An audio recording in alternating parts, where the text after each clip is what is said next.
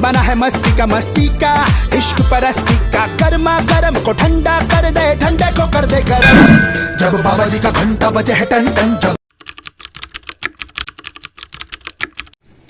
अरे हमरा खातिर तोहरा के दुनिया में भेजौल है बाड़े, अब भगवान बड़ी फुर्सत से तोहरा के बनौले बाड़े।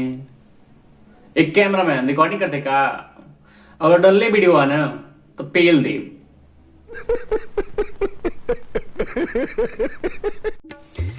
का हो कर जा, का हाल बा, ठीक बाड़ा?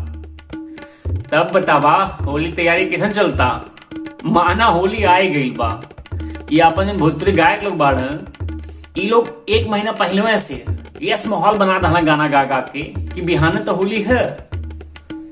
अरे ये अपन अंतरा सिंह प्रियंका जी नया गाना आयल है, सुनला कि ना? बतावा ये नंदो होली में के रंगलस तहार दू ताला। गानवा तो हमने समझ में ना आयल है, आप लोग देखिए तनी समझी ये दू ताला माने होला का।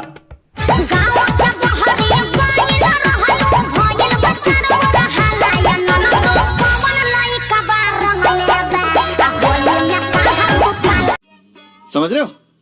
समझ रहे हो? अब तक समझ में आ गई लोग ना कि कौने दू ताला के बात होता। जनता माफ नहीं करेगी। गाना के अगला लाइन में बा, ससुरा जाए से पहले होली में पड़ल रंगवा तारे चोली में। अब ये अंतरा जी तो ड्रीम गर्ल हो को चाहे जन गर्ल हो उसे ना मतलब बा, तू इतना गंदा गाना गावी लो कैसे हम ई ना समझ पाइला। और हाँ, जवन दू ताला के बात कर तड़ो का तुम्हारे पास दू ताला ना बा? सही है। नमस्कार दोस्तों, स्वागत बा सबके हमारे यूट्यूब भोजपुरी चैनल बाबा जी घंटा में। हम विकास राय उर्फ कल्लू। अगर वीडियो पसंद आई तो लाइक शेयर और कमेंट जरूर करिए, लेकिन हाँ, पान गुटखा खा के कमेंट बॉक्स में ना थुकिया, काहे कि मोदी जी सफाई अभियान चलावत है। बाहर में जो हगेगा अपना गू खाएगा। एगो अवधेश प्रेमी के गाना आयल है, वो मांगेला होली में पोल्हा पोल्हा के।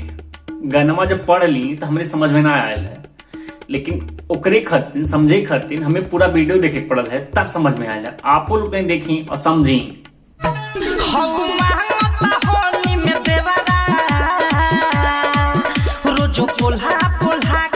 समझ रहे हो?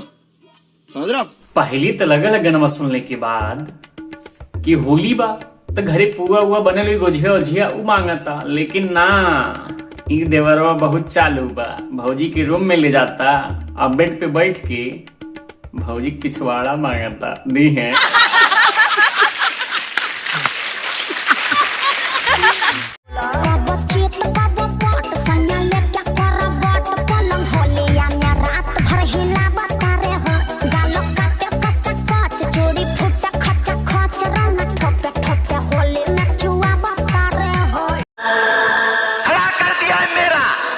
कब्बो चीट कब्बो पट असैया लेकी करवट, अब पलंग होलिये में हिलावत आड़े हो। अश्लीलता के हद पार हो गई बा। ये भौजी ऐसे अच्छा कह दे तू भैया तो आपके नंगा कह के लेत रहल नहीं। कि जो मन करे के होलिया में आप कीजिए, अरे आप कीजिए।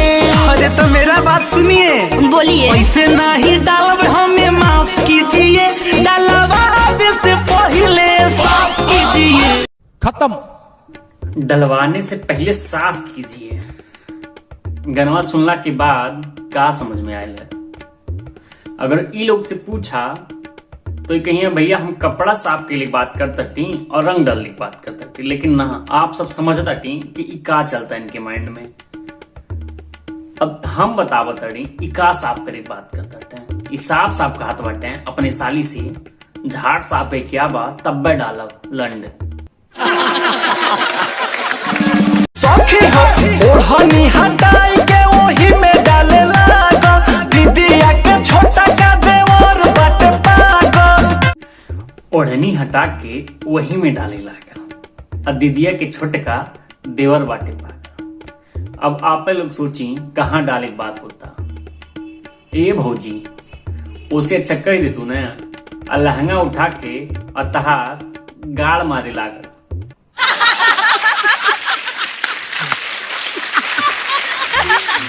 लागत पगलाइए देवका, बनाइए देवका। लगत पगलाइए देवा का अब मूड बनाइए देवा का। ही राकेश बाबू जब से आयल बाटे भोजपुरी में, ई एक्के लिरिक्स एक्के धुन वह मिला के मिक्स कई के जैसे लगा ने भैंसियन के छाटी चला दें, वो हमन के भाई सोच ली बाटे। भाई जब मूड बनाए बात हो तो न राकेश भैया सीधे कहते बेडरूम में ले जाके अतार ठोके मन करता। सही है धैनी त जगह है परुकी गईली, ये हो धैनी त जगह है परुकी गईली। हम डाले लगनी उता झुकी गईली, हम तो डाले लगली उत झुक गईली। अब बताओ भाई लोग यहाँ क्या बात होता? यहाँ तो ना रंग डालने की बात होता, कहा है कि भैया सीधी बात, रंग डालने में क्यों झुका लाना? ठीक बा, सीधा सीधा ही गोलू गोल्ड बाबू ई कह दे कि तू लंड डाले लगला और खोल के निहुर गई। ठीक बा,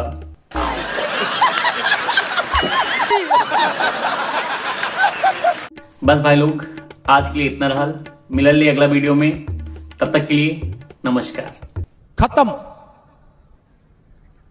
by bye, tata, goodbye, Gaya.